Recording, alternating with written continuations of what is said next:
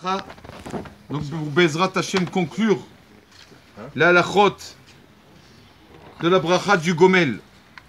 La bracha du Gomel, on a dit qu'une personne l'a fait que quand, si par exemple quelqu'un était malade, que quand il a dû être alité. Alors, quand il se lèvera du lit, il fera un Gomel. On a dit ça hier, c'est vrai. Mais il y a une maladie que même que la personne n'est pas alitée, quand même il devra faire le Gomel. C'est quoi? Si Chaz Veshalom, il a eu quelque chose aux yeux, une petite opération aux yeux ou quoi. Les yeux, c'est très délicat. On a vu dans le Chod Shabbat aussi, Siman Shin Café, on a vu le Chod Shabbat, quelqu'un que même qui n'est pas alité, mais il a l'oralénou, quelque chose aux yeux, là il faut transgresser le Shabbat. C'est dangereux, les yeux c'est plus dangereux que tout. Donc, une personne qui a eu un problème aux yeux, même qu'il n'a pas été alité, lui il fera Agomel. Maintenant, une personne qui fait Agomel, quand c'est qu'il doit faire Agomel, cette prière à remercier Hachem, quand il y a un accident, qu'il était au lit, quand il a fait une opération, quand il a pris l'avion, quand il a pris la voiture, le train, n'importe quoi. Il a fini son voyage.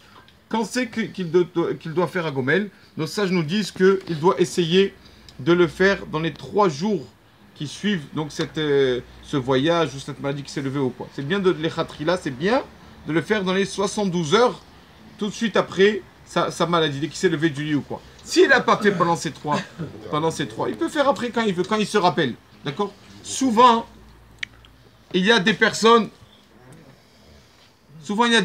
qui croient qu'il faut faire le Gomel que quand elle sait faire Torah. Alors, on est lundi après-midi, je vais attendre jeudi ou Shabbat. Non, il vaut mieux faire dans les 3 jours où tu vois qu'il y a 10 personnes, tu fais le Gomel n'importe où. Le moment qu'il y a Minyan, c'est bien qu'elle le sait faire, mais c'est pas obligé qu'elle le sait faire.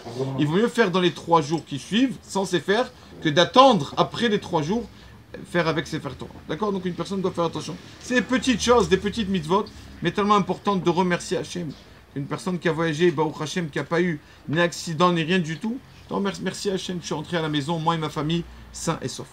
Une petite parole sur la paracha. Vous savez que on arrive, Bezrat Hashem, la semaine prochaine, on va commencer le mois de Elul. Et le mois de Elul, souvent une personne, pas souvent, on doit tous faire Teshuvah. On ne sait pas par quoi commencer, mais on a beaucoup à faire Teshuvah. Et on a à faire Teshuvah sur 2 choses. 2 catégories. Il y a les mitzvot qu'on a envers Kadosh Baruch Hu, ça oui, mais aussi la conduite envers autrui. Ce n'est pas moins important que la conduite envers Hachem. Et donc, c'est pour ça qu'il y a de la paracha de Réé, une petite allusion très très belle. Vous savez que dans la paracha de Réé, la paracha parle donc des animaux non cachers. Animaux non cachers. La Torah nous parle, par exemple, du chameau. La Torah dit, il n'a jamais eu le sabot fendu. La Torah parle au passé. Il n'a jamais eu le sabot fendu. Quand la Torah parle du cochon, ma frise par ça, vélo guéra. Il a le sabot fendu, mais il ne rumine pas.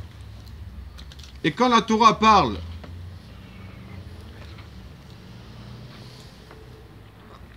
voilà, on parle ça le frisson. La Torah elle parle au passé, la Torah elle parle au présent, et la Torah elle parle au futur. Pourquoi la Torah, sur les bêtes non cachères, elle a dit il n'avait pas le sabot fendu, elle a dit il l'a pas, elle a dit il l'aura pas. Qu'est-ce que ça veut dire? Pourquoi la Torah a utilisé les 3 temps? Pourquoi on n'a pas utilisé le même temps pour toutes les bêtes non cachères?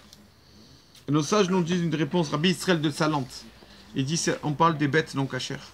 Il dit, avant de proclamer sur une bête et de dire elle n'est pas cachère, tamé ou lachem, c'est une bête impure, il faut voir qu'elle est impure, que son passé est impur, son présent est impur et qu'au futur elle est impure.